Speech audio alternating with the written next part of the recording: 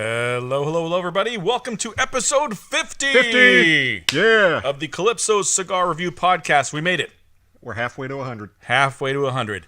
And this is a little bit of an anniversary for us, but it's kind of like a relationship anniversary where there's other anniversaries that you don't really know about. You know, Right. like when you hooked up with the girl and she's like, oh, well, this is the anniversary of when we first kissed, and this Right. is the We've yet to anniversary we kiss. first did it. Yeah. But it's like that because this is episode 50. Right. But really, it's like episode 80-something because we have the Mini-sodes and mini-sodes quickies, and yeah. the quickies. But we're not going to do anniversaries for those because those are, Yeah. not really considered See, full episodes. I married up. Okay. So I was one that kept all those dates. Yeah, no, I don't keep any of that shit. Yeah, well, you were saying you didn't marry up? I married up. But I married out of my league. I married up, but I was lucky enough that our first kiss and everything was kind of on a date that's real easy to remember. It was 4th of July, so Okay, that's cool. that's easy for me. Ours was Memorial Day, so I guess that was easy too. Okay. So we're smoking something special since it is the 50th episode. We've got the Anejo 50, Yep. which Arturo has about Fuente a little bit Anejo. over a year, right? About 14 months. Okay. And as always, it's got a crap ton of stuff on it. You got the little cloth footband, plus you got the cedar. So there's a little work involved with getting this ready to smoke. And I did want to mention that one of our favorite listeners, our super fan Jeff Hirschauer, sent us a little something for our anniversary.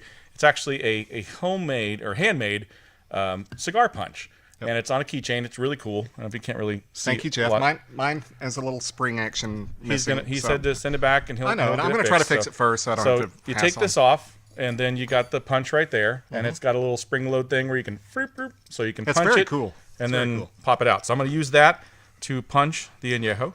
And if you'll give me our Altadis cover. Oh yeah, it's way over there. Hold Okay. on. And Jeff, thank you again. Appreciate it. Don't worry about the fact that mine, things happen in the mail. Don't worry about that. And if I can fix it, I will. If not, I'll send it back to you. But it's the thought that really means a lot to us. Thank you, Jeff. Thank you very much. And I'm going to go ahead And that's enough of the review. mushy stuff. Let's get on to smoking Do the stuff. punch here. This is our Altadis cigar cutter. Eddie Gavito from Altadis made sure that we were given one, so it's the official cutter. We can make that the official punch for now. Okay. And this is the official cutter of the Calypso Cigar Review podcast. Trying to figure out this thing here, so give me a sec. This cutter is awesome. This is a knife through butter, hot knife through butter. All right, so I did the punch there. Got the little spring-loaded, bloop, popped it out. And I'm going to do something a little different here that I've seen done on the internet, and I've done it a couple times myself, but I don't do it very often. This is kind of a neat trick you can do with the cedar that's on the cigar. If you slide the cedar up so that it's a little ways off the I see cigar, what you're doing. Yeah. and then you light the cedar and you suck on the cigar through the cigar, it'll actually pull that flame into the cigar, and it's supposed to give you a perfect light. Let's see if I can redo mine. So we'll see if that actually works. I'm going to light it with gonna try the Royal Gold. And But what there's you tape just on it. You're basically gonna light the tape? well, no, the tape is over here. I do the other one. Okay. So you pull it off about right, say I'll give it a half shot. about halfway, right? All right, that works. You can see through the light there that it's and then you light that cedar. So it acts as a cedar spill, and then you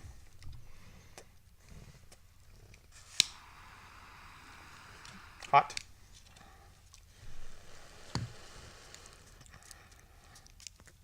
Mine's not coming out. There we go. There you go. Mm-hmm. Lit. Wow, very chocolatey.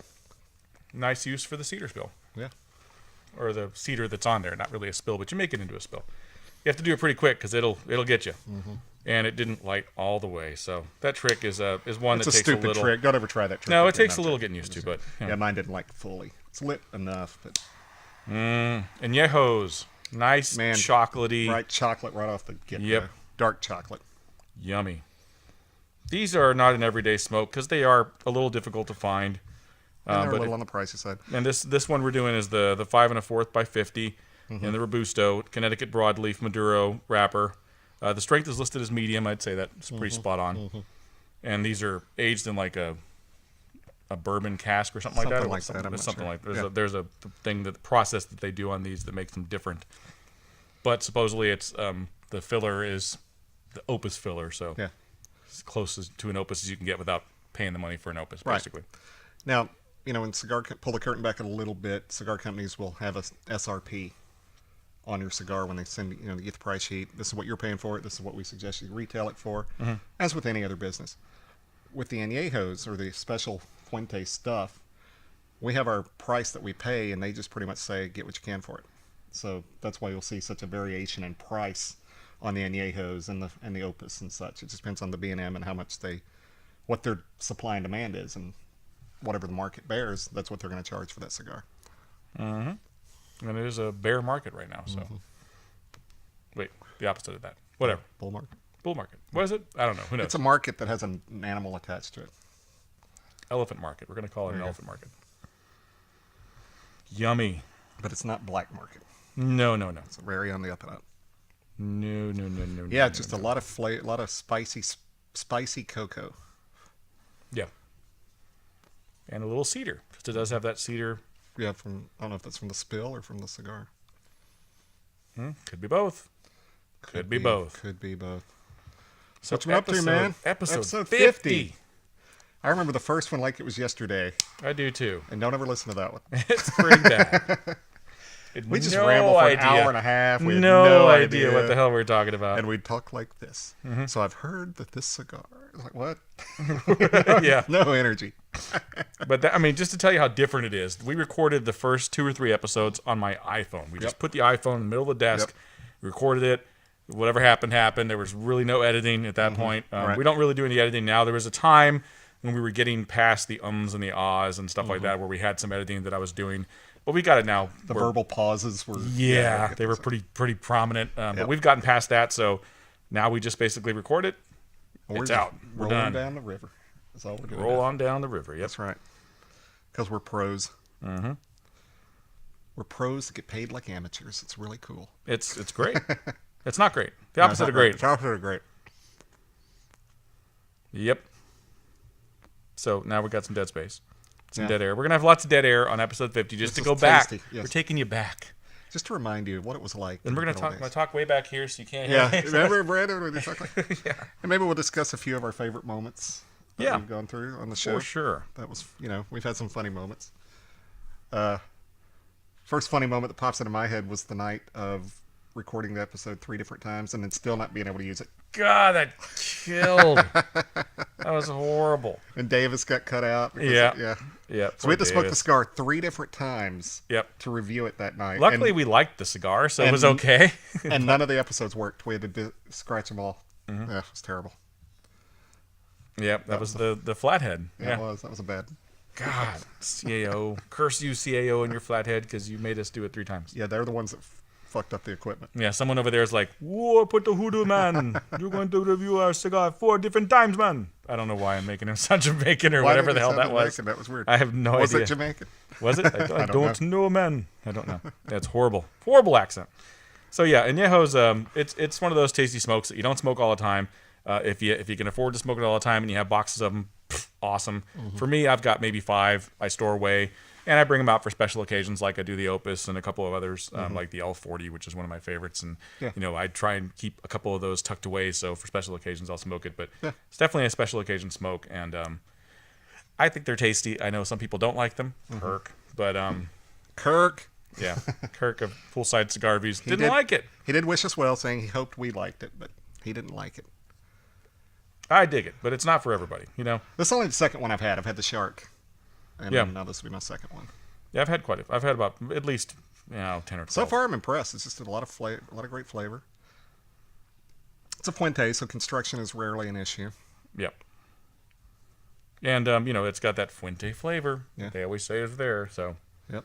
And it has that Fuente aroma too. Yeah, and a lot of people say the Shark is the one to get. Oh, you got to get the Shark, the 77, but I think they're all pretty good cigars. I really like the Corona. I smoked a Corona recently, and I liked that a lot. The Shark is great too, but you really can't go wrong with whatever size you get in the Añejo. If you're a fan of the Añejo, you're a fan of the Añejo. If you have your favorite, great. I like the Robusto. I like the Corona. Shark is great too, but if I can't get it, I'm happy with one of these. Yeah, it's good smoke. The age has helped because I did like the Shark, but it was raw. It was new. It was green. Yeah. And this is a lot more fun, a lot tastier than I remembered the Shark being. So a little more info about the particularly punch that we got from Jeff Hirschauer. I did have the name of the gentleman who actually made this, but I lost it. It is here. So we want to thank Jeff, but we also want to thank Deron Ross, who made these for us. Thank you, Deron Ross. Thank you, Deron Ross. Awesome. Very cool little product there. That's very cool. And thank you, Jeff, again for thinking of us. That was nice of you. Very nice of you, Jeff. And you were rewarded, and by now you already know that you were rewarded. Yes, sir. So see, we jokingly ask for people to send us stuff, which do send us stuff, but we reward you back. Yeah, if there's anything you want us to smoke that we haven't smoked yet, or that you just think is fantastic and you want us to try it, don't be afraid to ship it out to us over here at Calypso Cigar Review. We'll make sure we review it. We've got a lot in the queue, so it may take a little bit. Yeah. But hey, look at it this way: the longer it takes for us to review it, the better it's going to be when we review it. So gets that extra time in the humidor, and just we will make it tastier. We will get to it. Yes, for sure. And we've got stuff in our own humidor here at Calypso that we keep having to put on. Still need to, I got a lot of stuff to review right now. Yep. So many reviews, so little time. So many Reviews, so little time. So many reviews. Yeah, it's going to be back-to-back episodes. You've done a Captain Kirk. Yeah. Well, Captain Kirk is awesome. The old Captain Kirk, not the new Captain Kirk.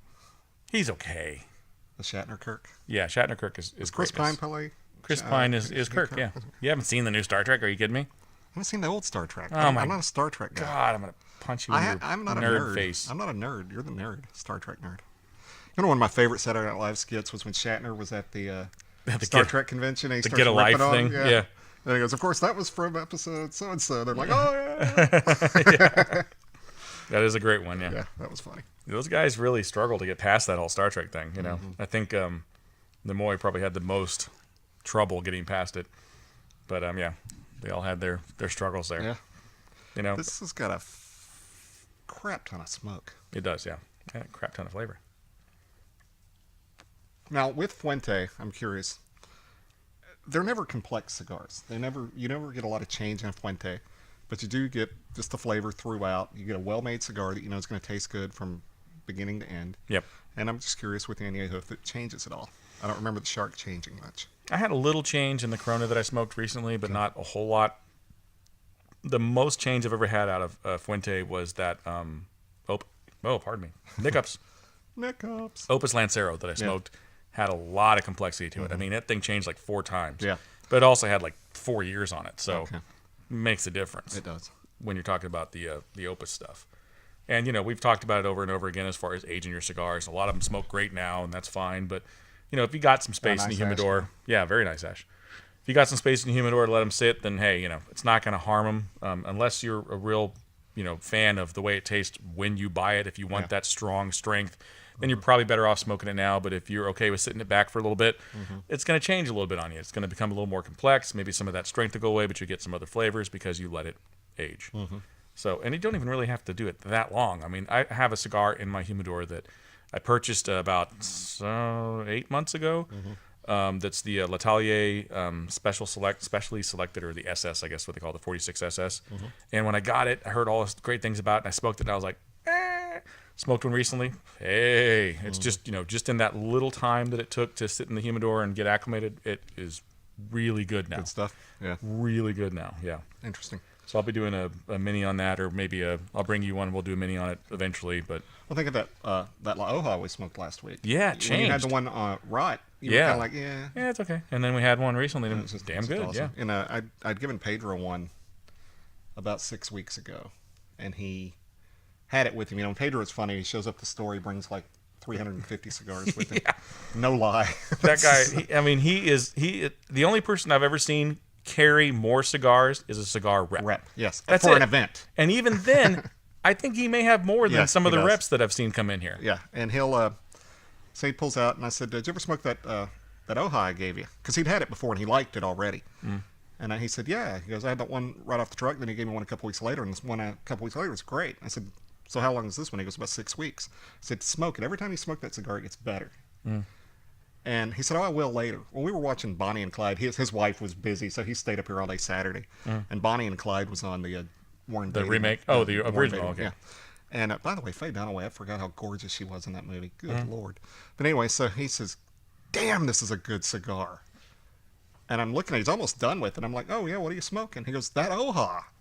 So, yeah, and that was just 6 weeks of rest, and that cigar changed immediately. So I'm sure that L'Atelier you're talking about just out of this world. Yeah. Yeah.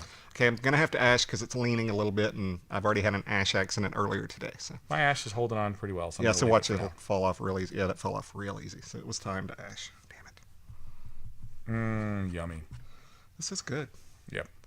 Chocolatey goodness with a little bit of It's kind of chocolate nutty. yeah. I was gonna say earth. It's got a little earthy on the back Well, of it's the definitely palate. earth on the back palate, but Yeah. on the top tongue, it's like a baby Ruth almost. Spice of the retro hell. I did that earlier, and I didn't even want to talk about Shake it out. it. Shake it off. But look, the billowing smoke from both ends. Yeah, that's nice. I'm gonna finish this in the first segment, I think. We're going. Fuente's, they got some really good cigars. I mean, I'm not a big Cameroon guy, but if I'm gonna smoke a Cameroon, I'm gonna go for a Fuente. Yeah, I'll smoke the Hemingway. Yeah. Hemingways are great, man. Yeah. They're just so fantastic. Yeah, and if you have a short time to smoke and you feel like a Maduro, get that Chateau Maduro. It's about that big. They're like $5. Yeah. Like 30, 40 minutes of just good flavor. Not going to change on you, so you can smoke it while you're working or mowing the yard, and you're going to get a good cigar for a good price, and you don't really have to concentrate on it. Yeah, You just that's smoke one. it and That's enjoy one it. thing that's really surprised me about Fuente is that they haven't really had a major price increase on a lot of their core line stuff. It's They still stay very pretty good. affordable, Yeah. and that's awesome because I mean, you're going to get a good smoke. It's going to be a consistent smoke, and a lot of people carry Fuente. I mean, you go to a freaking grocery store that has cigars. I saw this in San Antonio, and they had Fuentes. And it's like, what? They had Fuentes, they had a couple Padrones, and they had a bunch of garbage stuff like, the Swishers and stuff like that. But, I mean, they always had Fuentes and Padrones. Those are the two that you just always see. Yeah. And, you get the Padron 2000 series, the 1000 series, 2000, 3000. Those are moderately priced and very good as well. So, they're doing something right, and they're doing it well over and over and over they've been doing again. it for decades. And That's what decades makes and them who decades. they are. That's what makes them Fuente. So, And that's why a prestigious company like Ashton has Fuente make their cigars for them. Yep. You know? True story. And the Fuente Maduro is a little bit different Maduro. It's not the same as the other Maduros out there. You get It's into not it's not that sweet chocolate. It's that dark chocolate. it is like a dark chocolate. Yeah, you get into like the Nicaraguan stuff, and it's going to be a different Maduro. That's more of a chocolatey, milk chocolate candy bar type thing. Right. So yeah.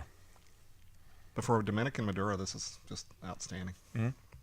Yep. And I'm not a big Dominican guy, but I reach for those Fuentes when I want one. No, we man. did back-to-back Dominicans because that Oja's a Dominican as Yeah. well. So go figure. Yeah, that was a good Dominican as well. Yeah. What I haven't had in a long time though is a Honduras cigar. We have to do something Honduran. When's the last time you had a Tempest? Been a long time, so that's man. Honduran. But I've got about 5 to 7 of them that I've probably had that at least have 2 years on them now. Really? Okay. I found them in the bottom of The my regular Tempest or the Maduro? the regular. Okay. They're the good like robusto size ones or whatever. So I'm really looking forward to trying that'll those. be We may have to bring a couple of those over. Next, We'll do like we've a never mini with them reviewed or the something. Tempest, but everyone knows that I've talked about it 84% of the Yep. episodes. that Out we've of the had. 50 episodes, every episode he's talked about the Tempest probably. There might be a couple I haven't, but anyway. Hey, that's what you do when you have a favorite cigar. You talk about it all the time, and if people haven't had it, you want them to try it because it's something special to you. Yeah. And that's a cool thing. So Absolutely. 50. 50. So in the next segment we have the movie review. Is it still the Esteban Carreras creature feature, or is it something else this time? Well, this is the last week of January. We'll go ahead and call it Esteban Carreras Creature Feature. Okay. And then we're going to do a couple of top 10 lists. Yes, we do have top 10 And we lists. have a crap ton of shout-outs. Thank you, guys. Lots of shout-outs. Yeah, lots of shout outs this week. So we're I'm not going to run long just because of the shout-outs, but we'll see. and that's fine. Yeah. But It's our 50th, man. Come on. exactly. So special stuff. And We might be out of cigar by then because this is smoking really a little fast. yellow on the cello. You can't really see that in the light. Yeah, but I here, noticed it when I de-celloed. which is nice. Yep. Always nice to get that yellow cello. Yeah, yellow cello. They call me yellow cello. That's right. Slick. Slick? Is that what it think was? it's Slick. That's right. You know who was doing that on Who? that song? That's right. It's Paul McCartney. That's Paul McCartney? It's Paul McCartney. yeah. What? Yep, it's Paul McCartney. Really? Yeah, him and Donovan were friends. I didn't know that. Learn something new every day. Did you see Paul McCartney on the Grammys? No, I missed that. Yeah, I I got it. I'll Did you? bring it up. Okay. No, no, we gotta I got see it just so I could see the performances. The award shows, I'm like, oh, just hang me now. They bore me to tears. Yeah. Can't stand all the yappy politics and blah, blah. Me, Heard a lot of I'm good stuff awesome. about Bay Once's performance. Yeah. That's what they call her. What? They call her Bay Once. If you look at the way they spelled it, looks like Bay Once. Bay Once. I heard she had a great performance. I'm not a Yeah. Beyonce Dude, fan, but she looked I heard good. she looked good, yeah, I heard I she mean, looked good. she lost baby weight plus. Like she looked, Beyonce looked better than she looked before she had kids. Yeah. But you got to understand too. You know, this a lot of celebrities were tweeting about how hot they once looked. This is the thing that kills me though. It's like everybody's like, "Oh my God, how'd she do it?" No, and then there's the magazine articles. Find out how Beyonce lost all the weight. Here's the diet. You know what? They have like 15 people that probably help them lose that weight. They get up in the morning, they eat the best food, they train, all fresh. They have trainers that get them out of bed, and that's all they do. They don't have fucking jobs besides what they do, singing and stuff. So you got to know their every day is like, I'm going to work out for 4 hours and eat nothing but great food. So fuck yeah, they're going to look great. You know, it's not really fair. Let's not. Yeah. You know, people just need to get over celebrities looking good. They're going to look fucking good. That's their job to look good and to do things that are entertaining. That's it. It's an occupational hazard to not look good. Exactly. It really is, you know. Jessica Simpson. We've never addressed that, but we've talked about Richardson where we're at. You know, Jessica Simpson is from Richardson, Texas, by the way. But we don't claim her anymore. When she was like Daisy Duke and Dukes of Hazzard, she's from Richardson. Claim her. Damn, she looked good then. Yeah. Now you see her, it's like, why are you? I think it was more like Dallas. It wasn't really Richardson. Might have been Plano. No excuse, Jessica Simpson. Shame on you. Yeah. You should be in shape and you should look awesome. That's and right. You should be look at Bay once doing Playboy or something. Yeah. So. You don't think that's funny, Bay once? I think that's funny, actually. Baywatch. Bay once. Oh, Baywatch. The way here it's spelled. Beyonce. Once. Wow. Not once. Anyway. Yeah, that makes sense, though, yeah. It does. Anyway. But some of the performance was really good. And, they do something kind of interesting on the Grammys where they basically, let's do like a mix-up. Let's take this artist and make this artist and then let's stick them together and let them do something together. Sometimes it works. Sometimes it doesn't. Go ahead. One time it worked was Eminem and Elton John. Yeah, that was cool. Awesome. That was very cool. That was awesome. This time, and they had a couple of them, and some of them worked. They had Pharrell and Stevie Wonder doing that song that Pharrell did with Daft Punk, and that worked. That was cool. That sounds cool. And what's funny is, though, Stevie Wonder. So he always goes long and goes crazy and does his little thing, and he's, But it was funny because, like, you could see the audience was like, yeah! And then the audience started going, okay, is he going to stop? And then someone went up and went like this, and he stopped. And then they ended the song. I was like, yeah, Why Stevie Wonder. Go like this? Stevie Wonder was going a little, because he can't see. Oh, that's right. Stevie Wonder was going a little long, so they had to cut him short in the song. But they had one that I couldn't. It was awful, and I don't know if you guys saw it and you thought it was great, but Metallica apparently has one song. Every time they perform now, they do one. That song, That's it? Yeah, they sang that song, and they had like this concert pianist play the piano during the song. So this concert pianist came out, did this great concerto, and then they started playing one, and then but he wouldn't shut up. He was like, I'm still gonna play the piano, and he's playing his own shit. It did not go with the song at all. Wow. And they tried to sync up, and the guy was there singing with him, kind of looking at him and going, are you gonna fucking play something that makes sense with the song? It was awful. I was just like, wow, fast forward through it, like, no, bad stuff. So Paul and Ringo were there, but they didn't perform together. No, right? They didn't perform together. That would have been fun. That would have been fun. What the hell's Paul thinking? I don't know. Ringo can't sing. He cannot but he can play. sing. He can play the drums a little. Yeah, he wasn't. He was just singing and singing. I like that one song he did. That was that photograph song. Yeah, that was a good song. He sounded okay on that. Of course, yeah, that but was he's a long time ago. So yeah, he's a lot older now. Yeah. So yeah, but it was. I'm kind of just out on the Grammys. It seems like it's all either hip hop or country, and I just not crazy about either genre. Yeah, there was some interesting stuff in it, but for the most part, you just fast forward, watch through the DVR it, and watch the performances, and you're done. You can. I used to love the Grammys back when I was really listening to what was out at the time. Man, I couldn't wait for the Grammys, and I would remember they used to put it in the paper, all the nominations, and I'd write who I wanted to win, and check all the boxes and stuff. Yeah. When I won, I was like, yeah, it sucks, but. I just haven't watched Grammys in 5-6 years at least. Maybe I'm just too old, but I just am not interested in the award shows anymore. Like I don't even watch the Oscars anymore. I'm a big movie guy. I don't watch the Oscars. I like the Golden Globes because they move it along pretty good. And, and pretty much who wins the Golden Globe is going to win the Oscar anyway. So yeah, I didn't even watch that. I saw the nominees I watched the and ESPYs. then I saw the what? The ESPYs are fun. What the hell's that? I don't even know what that is. The ESPN Sports Awards. Oh, okay. The ESPYs are much better than the Oscars. Don't know. Yeah, sports guy, cool dude. Yeah, nerd. Not sports guy. Okay. He's making fun of me for not watching Star Trek, and then he makes fun of me for watching sports. I think both those arrows need to be pointed at you. Yeah, I'm a nerd. I'll admit it. Yeah. I'm a nerd in a lot of ways. But I'm a cool nerd. Me too, in a lot of ways. But I'm also cool just because I'm cool. Yeah, okay. I dig sports. See my Texas Ranger shirt? Yeah, okay. I'm wearing my less than 2 months away from baseball season. My Nolo shirt. It looks like a polo, but it's not. It's a Nolo. Nolo? Yeah. Okay, we did run long in this first segment. No, we didn't. 24 minutes. Oh shit, we're running long. We will be back with our final Esteban Carreras creature feature.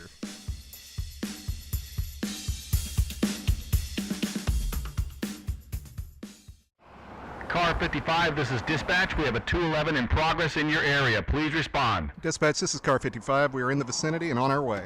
Did you say this was a 211? Yes, 211, robbery in progress. 211. That reminds me of that great cigar by Esteban Carreras, the 211. Man, I could go for one of those right now.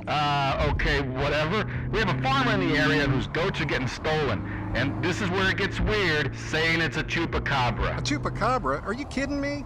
Man, that's another great cigar by Esteban Carreras. Whoa, hold on now. Let's keep our focus here. I mean, this guy called in a 187 on his prize-winning goat, Mary. 187? You're killing me here. Yet another great cigar by Esteban Carreras. I just think this guy sounds crazy. Yeah, you might just want to call in a 5150 and call it a day. You know what I mean? 5150. That's it. You call a paddy wagon. I'm turning around and going to the Calypso Cigar Shop in Richardson for an Esteban Carreras cigar. Hey, that sounds great. Can I join you? Absolutely. Esteban Carreras cigars. It'd be a crime not to smoke them. Perky boobs are awesome. Oh, we're back. Hey, everybody. We're back for the second segment of episode 50, and we're doing the Añejo 50. Ironic. Hi, ironic. 50, Yeah, 50, we planned 50. it. We planned it that way. Yes, because that was one we had the most of. Yes, exactly. With a year on it, so it's nice. And A little over a year. About a little 14 over a year. months. I've got a great ash going, if you can see I that. lost mine. Yep, But but I had a good one going. I'm going to probably tap that ash pretty soon here just because I don't want to wear it. I'll do this, just in case. I like perky boobs and I cannot lie. Yes, sir. So, are you ready? The last one. The last one. It's The that last time, Brandon. ever Esteban Carreras Creature Feature. Sponsored by Esteban Carreras and the Chupacabra. Esteban Carreras Creature Feature. All Let's right. do that. That's Yeah, gonna be I know. It's going to be. It's the end of an era. 50th episode. It's the end of an era. It's the start of a new start of a beginning. new beginning, yes. Episode 51 and on is the future. We'll have a but different, yeah, different but sponsor. now it's the end of an era. So Esteban Carreras Creature Feature. For the last episode, we are doing something that is pretty interesting. It's an interesting, very creative concept. Very creative concept. I don't know if they didn't swing and miss by any means, but I don't know if they knocked it out of the park, but they came close. Yeah. They okay. short hopped the wall for a nice double. The movie is called Behind the Behind the Mask. Mask, This The Rise of Leslie Leslie Vernon. Behind the Mask, The Rise of Leslie Vernon. There Very you go. creative concept. If you haven't seen it, it is a comedy horror, I would It's a say. comedy Classified horror as a comedy documentary slasher. Yeah. Slasher thing. Kind of going with the whole, first-person storytelling thing. Yeah. You know, the camera crew. Yep. Interviewing the gentleman that is plotting. He's kind of breaking down the fourth wall on how a serial killer operates. And we're living in a world where Jason Voorhees is a real person that killed people. And Michael Myers was a real person, and Freddy Krueger. This really happened. They weren't movies. They really happened. Yep. And part of the comedy was we were like Michael Myers struck at least 4 times. That was kind of funny. Yeah. And and they showed Haddonfield, the house on Haddonfield from Michael Myers. They showed the house on Nightmare on Elm Street, and Kane Hodder happened to be going into that house. It was a little funny because he was, of course, Jason. Yep. And then, of course, Robert Englund is in the movie, and he kind of plays the Donald Pleasance character from Halloween. Yep. Very cool. So Very go ahead. cool. I've interrupted you So twice. a bunch of no-name actors besides Robert Englund, really. I mean, I'd recognize the girl from something else, but I couldn't place her. I knew exactly where I knew her from. Where is she from?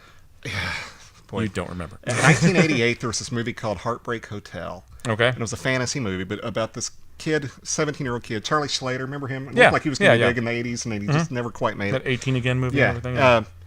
His mom is Tuesday Weld, which is ironic because she was in an Elvis movie. She played his love interest in a movie. She's depressed. It's in the early 70s, and he wants to cheer his mom up, and she's a huge Elvis fan. So Elvis is coming to town, so he convinces his buddies to kidnap Elvis so he can come and visit his mom to cheer his mom up. Okay. Well, this girl in the movie played his younger sister.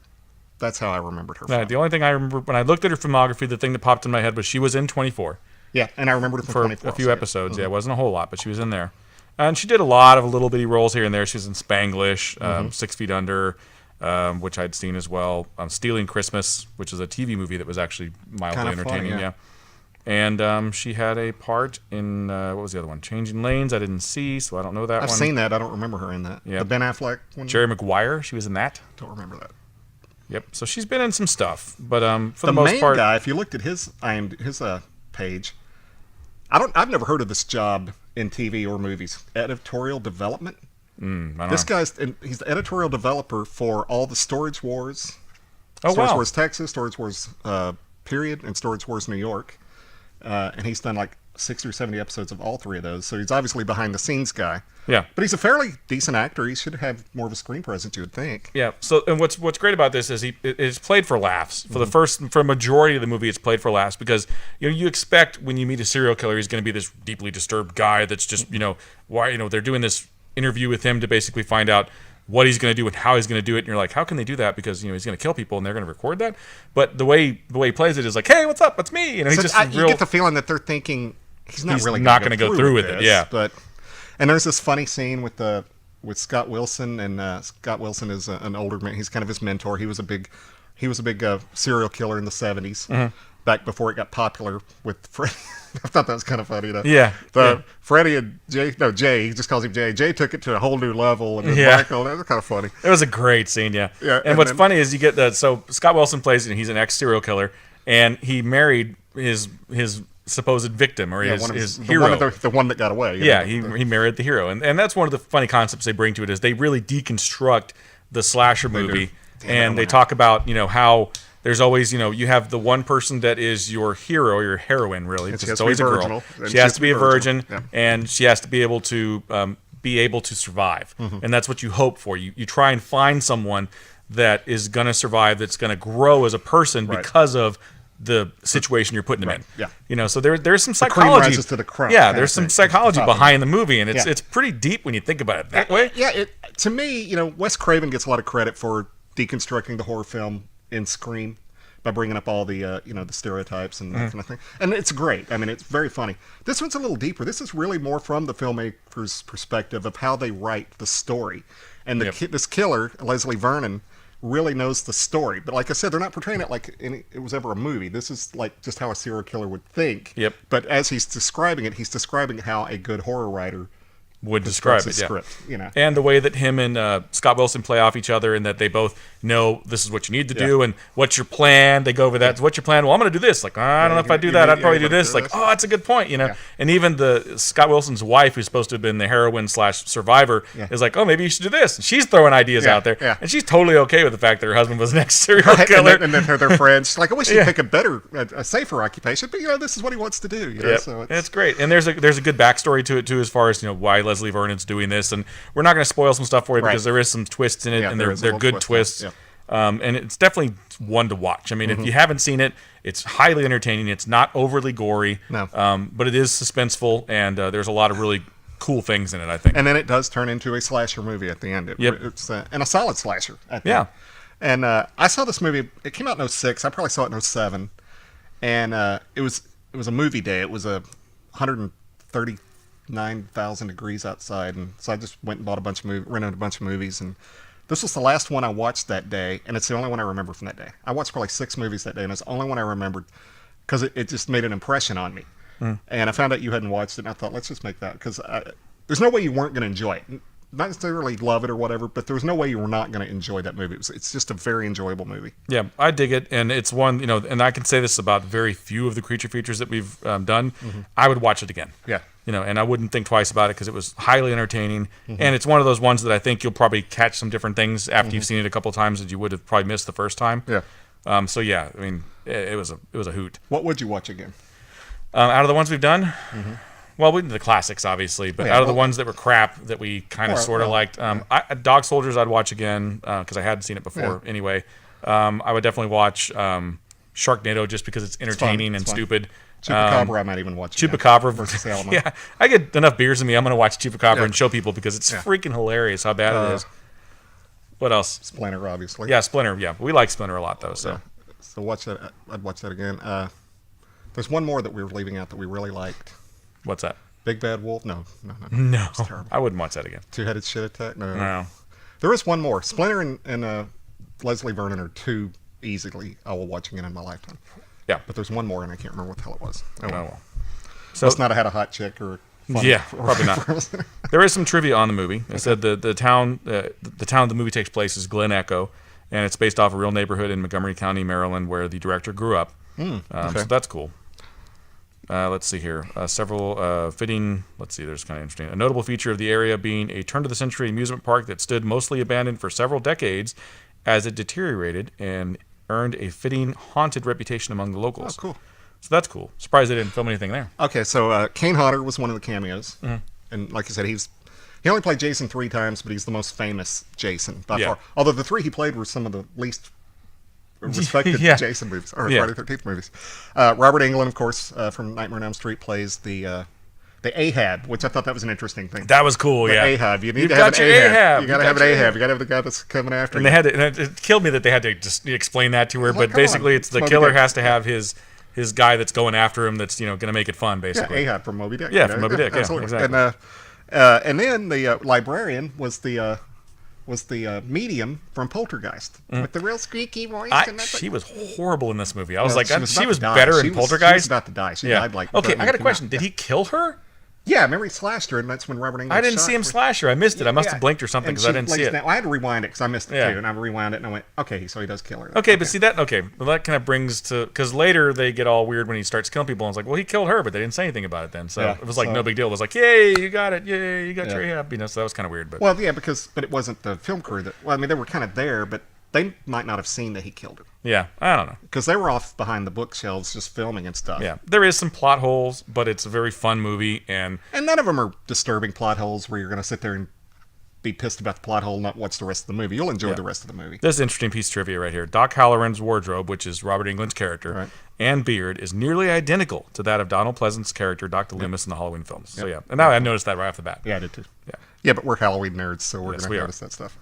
And I think Kane Hodder had a lot to do with the stunts part too, because if you notice at the end of the movie on the credits, after they did all the credits, then it says special thank you to Kane Hodder. Yeah, of course, yeah. Because he was only in the movie for that long, and if you didn't know who he was, you wouldn't get the joke of him going into the house on Nightmare on Elm Street, or on Elm Street. Another neat little piece of trivia. There's a scene where he's getting ready to do his big night of kills, and he's putting on his makeup and stuff, and he's talking to the film crew about everything. And there's a pretty good moment in there too, but I'm not going to spoil it. But the music that's playing in the background during that scene is the music that's heard at the end of The Shining when you see the picture of when they pull back on the picture and Jack Nicholson's in the picture with everybody else. So that's kind of cool. That's kind of cool. Yeah, I knew I'd heard the song, but I didn't know where I'd heard it from, and that's cool. And by the way, I had seen when I watched the ending, I remembered seeing the ending. I just didn't remember that being the Talking Head song. And what's it called? Psycho Killer? Yeah, Psycho Killer is at the end, yeah, great song. So watch the credits all the way to the end on this movie if you watch it. So I looked on IMDb, and apparently there was a planned prequel called Before the Mask. Oh, yeah? And it still looks like it's showing that it's in development, but that can mean... I've seen movies on IMDb in development for 8 years and nothing ever came of it. So, but it would be kind of cool to see what happened. That would be. That was Zelda Rubinstein's last movie. Yeah, I think you said that already. Yeah, she was dying, I think, when she made that movie. Yep. But so you get a Poltergeist cameo, a Friday 13th cameo, and a Nightmare on Elm Street. Actually, not a cameo for Robert Englund. He's actually decent sized part. Yep. Oh, this is kind of cool too. When Leslie, the slasher guy, takes the two people to the meet, basically takes them to the. I can't even say it. When Leslie first takes Taylor and her crew to meet Eugene and his wife, the car parked in Eugene's driveway is the same color, make, and model as the car they used in Evil Dead. Oh, cool. The first one. So that's cool. So All there's little things in there they put in there to try and... homages all the way through. Yeah, they put it in there for that purpose. So that's cool. So yeah. And to justify why the film crew is there, this girl, aspiring documentarian, and she is... fascinated by the mind of a serial killer, and like I said, it's presented to where Jason Voorhees is a real person, Michael's a real person, and Freddy's a real person. So, and this guy's supposed to be the next big thing. Yeah, he's going to be the next. He's the up and comer. And they agree to film everything under the guise that they won't try and stop anything or say anything. They're just going to film it. So he's using it as a jumping point for his career as the serial killer. And there's twists in there that are kind of cool. Yeah, and they work. So we don't spoil it. It really is a love story to that genre. Absolutely. I mean, you can tell there's a lot of the makers of the film were big fans of slasher movies, and they just really wanted to do something different that hadn't really been seen. And that's one of the great things about it. It's very original. Yeah. In the process of what they did and how they did it was just highly original. And I'd say it's probably one of the better comedy slasher movies that's out there. Yeah. You can think of others like Student Bodies and stuff like that, but this one's those were pretty up there. I don't know. I think some of those were maybe funny by accident, This one was clever, funny. It was really thought out. Well, Student Bodies was supposed to be a comedy, but it was pretty bad. I know. The whole, was it the high voice killer or whatever the hell it was? That was bad. I was trying to look up other in that genre that kind of, and Student Bodies was the first one that came up, and I was like, that movie is crap. It is. Now, some of the 80s horror slasher stuff are funny now when you watch, like, Cutting Class with Brad Pitt. Yeah. God, that's just terrible. I'll give Brad Pitt credit. I don't think he's the greatest actor in the world, but he can act. Yeah. He couldn't act then. He actually did learn how to act. Because Yeah, he did, because he was terrible bad. at In the first couple movies he did, kind of just, he was going off the Robert Redford thing where it's like, I'm going to go off my looks and just make some movies. Yeah. Ugh, terrible. But anyway, if you get a chance, Behind the Mask, The Rise of Leslie Vernon, definite thumbs up. Yeah, definitely thumbs up. Worth a watch if you can find it. I don't know how readily available it is. I don't. It's I rented it at Blockbuster back in the day. Of course, Blockbusters aren't around anymore. Yeah. But you can probably get it on Netflix or maybe Hulu or something. Some of those other sources where they have movies, if you know what I mean. No, whatever do you mean? I don't know. What do I mean? We got ours on the up and up. That's all I know. Yeah, sure. Okay. On the upload and download. Anyway, but yeah, definitely check that out. Mm-hmm. And I'm still trying to remember the other movie. There's 3 I thought of last night. This one, Splinter, and something else. And I can't remember what the other one was. Oh. Did we have a list of those somewhere, the ones we reviewed? We had a list at some point. Yeah, we did at one of point. all the creature features. And we made like a list of like the top ones or whatever. Mm-hmm. And I want to see if it's still on my phone. It might be. You never know. Mm-hmm. But I'm kind of, it makes me curious to know. I'd love to ask Billy Pond what he thought of this movie. If he actually liked it or if he thought it was crap. Yeah, that would go. Might have to ask him. Just to see what people who are in the biz think of stuff like that. I know a guy that was a big horror guy, a slasher guy like me, and I asked him what he thought of it. And he finished the title before I did because he was excited. He's like, yeah, that's great. I love that movie. So, yeah, we'll have to ask Billy next time we see him. Yeah, that'd be an interesting question to ask because I think, I dug it, and I'm a big fan of the horror genre. So, for me, it was just something a little different and highly entertaining. So, yeah. Mm-hmm. I found a list of our top 10 cigars of all time, but I did not find a list of those. Oh, well. Yeah. Darn it. Oh, well. Oh, well. We'll think of it later. We will. Yep. Maybe after this segment, we'll come up, look for it in something. Yep. I don't know. Who knows? So a little toast to Esteban Carreras and the creature feature. This was a fun segment. We really enjoyed it. Yes, Thank you, guys. Esteban Carreras Cigars. Super premium cigars at a great price. They're scary good. But it opens the door for other segments. We can do, other just movies, like, maybe action movies or, whatever. Come up with something. Who knows? Sports movies. Yeah, we'll see how that goes. I like sports movies. Yeah, I'm okay with them. So, well, a good sports movie is great.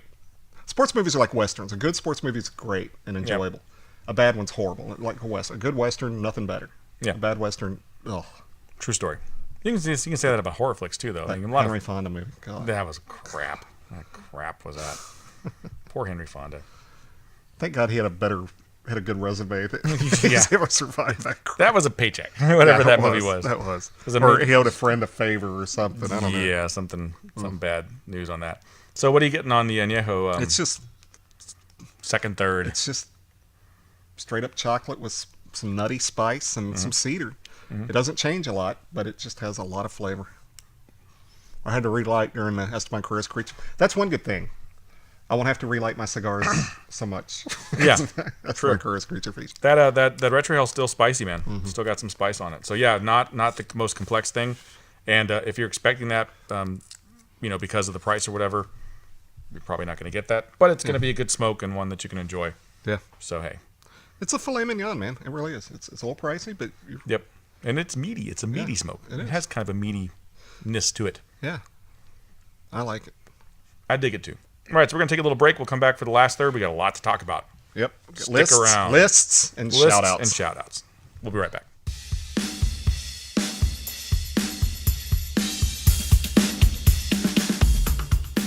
All right, we're back for the last third of the Añejo 50 for our 50th episode. 50. And Burns looking great, tasting great. 50th episode. 50. No 50 cent on the 50th episode. Sorry, 50. We tried to book him. He wouldn't meet our demands. So we just had to say, see you later, Curtis. Nixed him. We didn't try and book him. We could Curtis is his real name, though. Yeah, no. I know. Curtis Hanson? No, that's the director. Curtis 50. Curtis Cent. I have no idea. I don't know. I just know his name is Curtis because when Chelsea Handler was dating him, she mentioned it on an episode I was watching. She called him Curtis, and they were like, who's Curtis? Yeah. And then I went, oh. And I was like, oh, okay, that's his real name. He's a serious actor now. Oh, yes. Yeah, he makes Very movies. Are we in there? He's one of those guys though that well, he's a musician that has branched out and he's doing other things because he knew his popularity was kind of going. Got to keep your funding. He streams loves available. movies, so he's making movies now. He's producing movies and he's got great people in his movies. Movies aren't great, but hey, he finds one that sticks and makes him money. Go for it, man. And you're having fun. Exactly, doing what he wants to do. He pops in the movie every once in a while, has a couple lines, and Bruce Willis and Robert De Niro in there. Hey, nothing wrong with that. Working with people he likes. It's cool, dude. Well, You got the money, go for it. Brandon came up with an interesting concept. That at first, when he texted me, I was kind of rolled my eyes and went, we've done stuff like that before. But not really. This is a little different. Yep. This is a top 10 list of the cigars we smoked during full episodes, and then a top 10 list of the cigars we smoked in the minisodes. Minisode. So let's start with the minisodes. Okay. And you want to do your 10 through 6? Yep, I'll do my 10 through 6. And my number 10, and I thought this would place higher, but you know what? It just didn't. Nica Rustica. Wow. I'm shocked. My number 9. Are we doing 10? You do your 10? 10 through 6. No, okay. you do 10 through 6. My number 9, the Tarano Salutum. Okay. My number 8, Alec Bradley Black Market Punk. Ooh. Number 7, Alec Bradley Mundial. Mm-hmm. And number 6, Oliva Series V number 4. Okay. Number 10 for me, Babalu Fuerte. Okay. Number 9, the Tarano Diesel Unholy. Oh, that's just a Diesel Unholy cocktail. Unholy cocktail. Is that what Yeah, it's called? not a Tarano. Okay. Oh, that's right. Oh, I started right Tarano and I stopped. Okay, you're right. Diesel Unholy cocktail. That's right. Yeah. Okay, that's 9. Number 8, the Oliva Saison. And mostly because I was proud of it because you didn't tell me what it was and I guessed it. So I was proud of that one. So number 7, Liga T52, because I smoked that when you didn't on Minisode. So Yeah. Liga T52. Number 6 is your number 6. Okay. The Oliva V number 4. Wow, look at that. All right. So I'll do 5 through 1 now. Okay, go for it. 5, the Tarano Salutum. Okay. Number 4, the Black Label Redemption. You smoked the last rights on that episode. Okay. Number 3, the Alec Bradley Mundial. Number 2, the Nica Rustica. Am I reading your list? This should be right. your list, It's kind of right? backwards, yeah. Nica Rustica, number 2, and then number 1 is my second favorite cigar of all of last year. The Renato Grand Empire Reserve. I knew you were going to put that in there. All right, my number 5 is the Tarano D42 Red. My number 4 is... Was that a minisode? That was a minisode. Oh, I didn't put that on there. I think I put that on my full episode list. Nope, that was a minisode. Okay. Number 4 was the Viaje Double-Edged Sword 2. Number 3 was the Renato Grr. Number 2 was the Black Label Trading Company. And my number 1, the Liga 9 from 2007. Because that was a damn tasty cigar. Babalu Fuerte is not number 10 on that list. I'm going to go Tarano D42 because I had it as number 10 on my other one. So I'll switch around. Okay, go ahead. All right. Now we have our top 10 of all the 50 full episodes that we've did. Well, 49 because 49. this is 50. Yeah. We don't put this one on there. So my number 10, Cane F. Lancero, Okay. which was on the Pedro episode. One of my favorite episodes. One of my favorite episodes too, yeah. Number 9, Oliva Melanio. Okay. Standard, not the Maduro. Number 8, La Gloria Cubana Esteli. Number 7, the Ilusione Cruzado. Number 6, Alec Bradley Nica Puro. Okay. Number 10, since I have to change it now, I'll go La Gloria Cubana Serie R Esteli. Number 9, the La Polina Kill Bill 2. Number 8, the Monte Cristo Petite Edmundo. I'm going to go Cigar Aficionado on us and throw in a Cuban on there. Okay. Number 7, the Monte. That new Monte. I really like that cigar. And number 6, the Esteban Carreras Covenant. All Original. right. My number 5 is the Herrera Esteli. My number 4 is the Esteban Carreras Covenant. My number 3, the Hoya de Nicaragua Dark Corojo. My number 2, the Monte Petite Edmundo. Oh, well. Okay. And my number 1, the Ezra Zion Tantrum. Okay. Number 5 for me is the Esteban Carreras Chupacabra Maduro. Okay.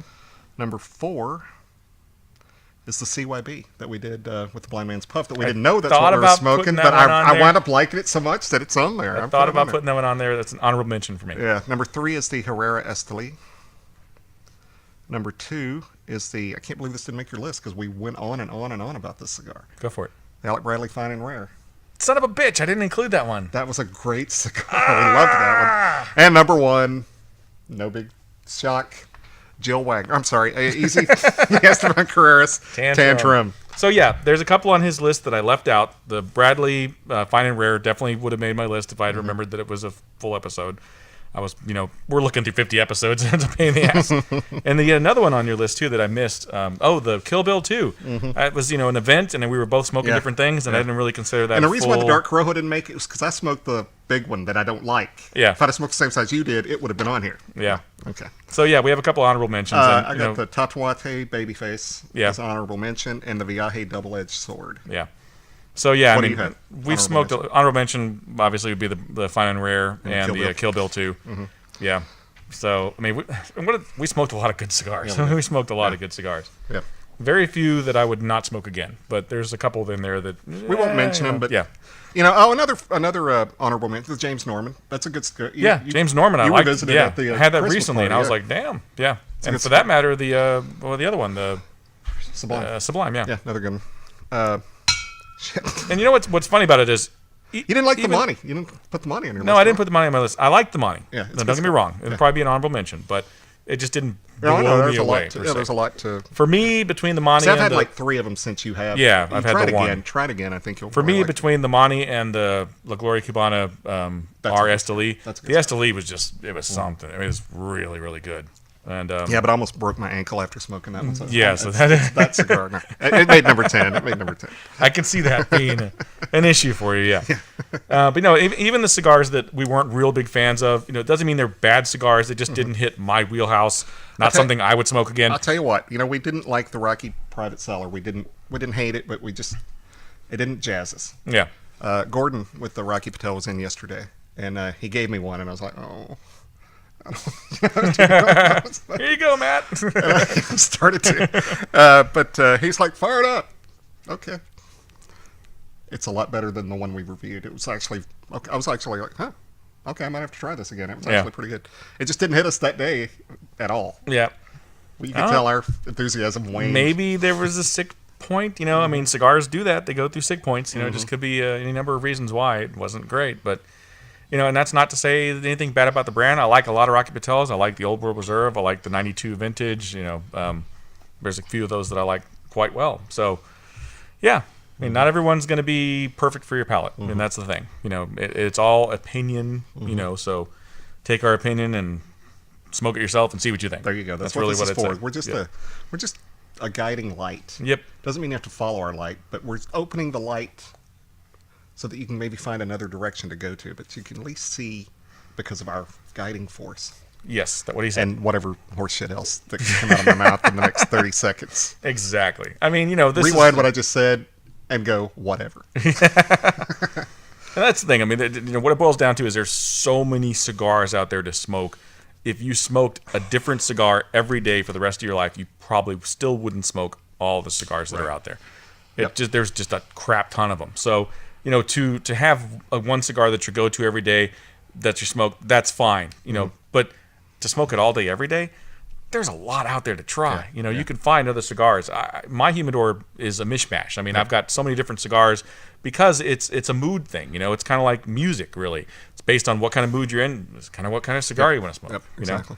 I go through phases where it's like rock, rock, rock, rock, rock, rock, rock, and then it's like, oh, jazz, jazz, jazz, jazz, jazz, jazz, and then it's like, oh, classical. So it just depends on... And show tunes. Show tunes. So it depends on the jazz day. Heads. Yeah. No, I don't listen to show tunes. What the fuck? Nothing wrong with show tunes, but I don't listen to them either. Yeah, I know. But if I hear one, I'll start singing along with it, because that's what they are. They're show tunes. Lady tonight. There's nothing wrong with that. Yep. That's a good song. Sinatra did it. Yep. Okay. And we're not Pedro's wife's, they're doing Guys and Dolls, right? They are doing Guys and Dolls, yeah. So. Pedro's wife is a drama teacher Yep. at a high school in Fort Worth. I don't know the name of the high school, actually. I don't know either. But anyway, that's their musical, and that's what he'll be tied up with all this weekend. Mm-hmm. So, yeah. We smoked a lot of great cigars. I'm looking forward to all the ones we're going to smoke in the future. Our next 50, yeah. Yep, we've got a lot coming up in the queue that's going to be some tasty smokes. Yeah, we've got a lot of stuff coming up. And a new endorsement coming up soon. We'll let you all in on that. Mm-hmm. And when the time is right. When the time is right. All right. All right, so now we have some shout-outs. We got a ton of them. Yeah. Crap ton. Mine isn't as long because we have a lot of dupes, and we took all the dupes off of mine, but La Hoja Cigars is now following us, and William Flores, who is the owner of La Hoja Cigars, is following us on Facebook, or liking us on Facebook. Twitter, I think this is one, but I'll say it anyway, House of Emilio. Yeah. They're the factory that makes the Ezra Zion, both of our number one from last year. Oh, the Jamais Vu. We didn't even mention that as being another honorable mention. That was a great cigar too. Yeah, it is. Cuban Stock Cigar Company. Okay. A gentleman named Pete, and his Twitter name is ILKC135. He started following me. He's a 35-year military vet. Cool. So thank you, Pete, for your service, and thank you for the follow. Mickey Connor at Eville, E-V-I-L-L-E, Stogies. Evil. Cool. Atlantic City Cigar. Okay. And their Twitter handle is at AC Cigar Co. Noi Singh, Noysing. Her Twitter handle is at Noising17. Calvin Ochiltree at CMO1966M. And Cigaro at Cigaro App. Man, I have to check out that app. Yeah, check it out. Thank you for the follow. And there's your shout out. All right, so I got a shout out that's kind of a combination of the Google Plus and the YouTube and the Twitter. And I've got this one actually, Mark actually messaged me directly. I was a trade buddy of his over at Cigar Aficionado, and he's been listening to the show since we started. And Mark Pascucci, thank you for the message. He said, you guys are knocking it out of the park, and your show should be one of the top shows, and I love it, and thanks for doing it. So that's awesome. Mark. Thank you, Mark. Thank you, Mark. Aaron Loomis, obviously, from Blind Man's Puff, was retweeting that like guy's crazy. Annoying, man. No, Desert Smoke Reviews has been giving us little comments here and there on YouTube, and we're following them now and giving him comments as well. And KB1NYD, not sure what that means, but okay. Thanks for the comments on the Google Plus. Greg Kramer, who's a big fan on Google Plus as well as on Stogie Friends. He's always trumpeting us on there. Emmett Malone from Blind Man's Puff as well. Yep. And Blind Man's Puff, period, because we don't know if you put them on by themselves, but they tweeted and stuff. Yeah, they always retweet and tweet, and we retweet the tweets that they tweet, and then it's just I'm a whole glad bunch they of fixed tweets. it because they put the link and they put Cappy So Yeah. Cigar. Yeah, I saw that, yeah. There's There's just a lot of tweeting back and forth. So Dan from Google Plus, Ryan Dizzle, who always comments on Google Plus, Jeff Hirschauer, of course, Kirk from Poolside Cigar Reviews, giving us the...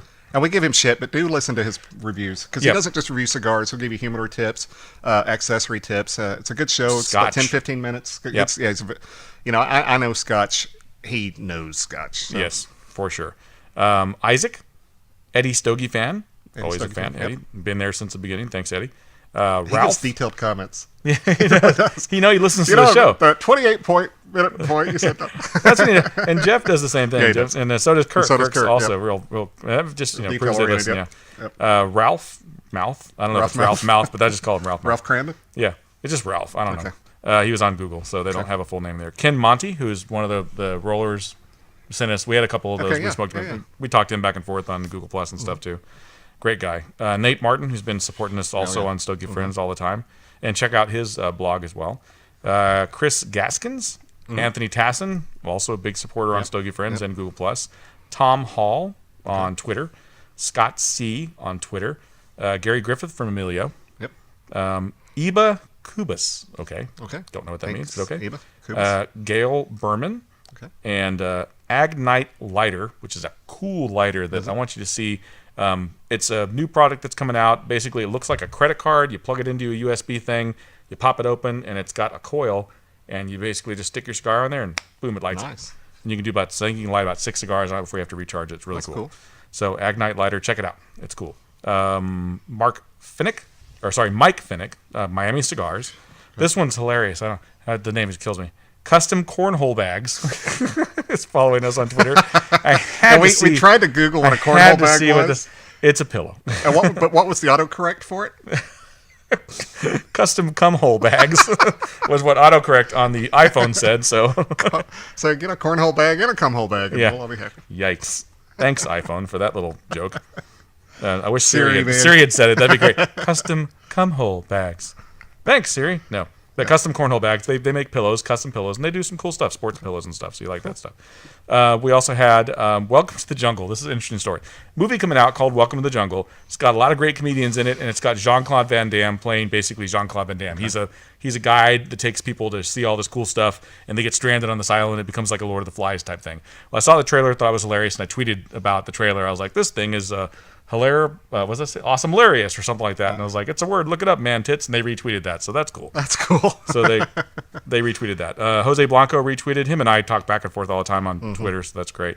Ezra Zion did a couple of retweets for us. 1502 Cigars. I had a tweet conversation with that guy. And a lot of these people followed me too. Yeah, but I Padilla Cigar as well. So yeah. Padilla? Okay, cool. Yep. Padilla has a really cool cutter that it's in production now. I was like, cool. send us one when it's done. We want that. It's a badass looking cutter. Is it cool? Yeah, it's got that lion face on it. So we appreciate all the follows and comments and such. It's cool. And you get shout outs, and we appreciate it. Always appreciated. And it's just growing every day.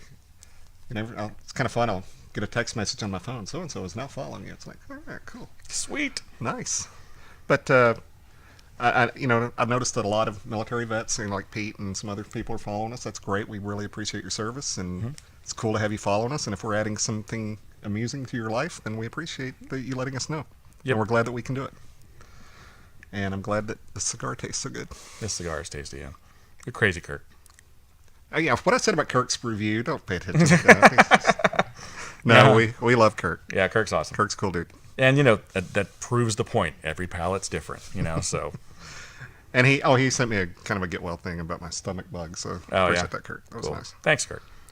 And he had a comment about our. I'm going to bring this to Eric, so that was funny. I thought his line was funny, but I thought my line was funnier. But of course he did. Of course, I'm funnier than Kirk anyway. So I figured. But he said, I think Hollywood lists that have an asterisk by them because they have hair and makeup and lighting and blah blah blah. He said I can go across the street to the University of Arizona campus and pick out 20 hotties, and I said. Yeah, but that doesn't make a good segment. If we say, there was this girl, number 17, that I met in 1998 at the grocery store, that's just not a good list. So, sorry. That's not a good segment. There's no visualization there. You know who we're talking about if we're talking about the Maximum Hot 100. Right, exactly. Which do go on and vote for your favorites on there, because that's cool. That voting goes till April. Jill Wagner. Exactly. 254 times as of this moment. Jesus Christ, But man. get this. Pete is one of them, by the way. He's at over 400. Yeah? Yeah. Really? It over 400 times. So I tweeted him last night. I went, dude, you're kicking my ass. And then the guy who's running the site retweeted that, but I didn't put him on there. But yeah, that dude's voted over 400 times. Holy moly. She did a walk where she was having sponsors. I think he donated like over $5,000 to her walk. Yeah, I saw some tweet about some people thanks for the donation or whatever. So yeah, and he was one of them. He donated like $5,000 to it. That son of a bitch. I know. It's taking your spot, man. Oh, well. Hey, he served the country 35 years. He can have first chance. That's okay. He can have first chance. But anyway, been on Twitter a lot this week, though. It's been fun. Yeah, I've been on Twitter quite a bit. I get a lot of direct messages from people, not just cigar stuff, but it's been fun. I'm actually enjoying Twitter, and I like stuff on Facebook, but I haven't commented on Facebook in 2 weeks, neither probably. have I. Yeah, I get a lot of Facebook just because my wife always makes me do it, basically. She's like, did you see all the stuff I tweeted? I was like, no. I like the stuff when you leave your password on. Yeah, my wife jumps in there and... I'm a pretty girl. I'm a pretty girl. I love my wife so much, I'm going to give up cigars and booze. Like, what the fuck? I don't love you that much, babe. It's funny. But, yeah, I'm starting to have a lot of fun on Twitter. It's kind of fun. Mm-hmm. Cool. Yeah, definitely fun. So, we're at that point. Episode 50 in the can. In the can. It's almost in the can. So, as always, check us out. Twitter, Facebook, iTunes. Give us those comments and those. We need comments on there. We need 5 stars, more subscribers on iTunes. We're going to put something together real soon. We'll be able to have you guys vote for something and put some stuff in there for us so you guys can win some cigars.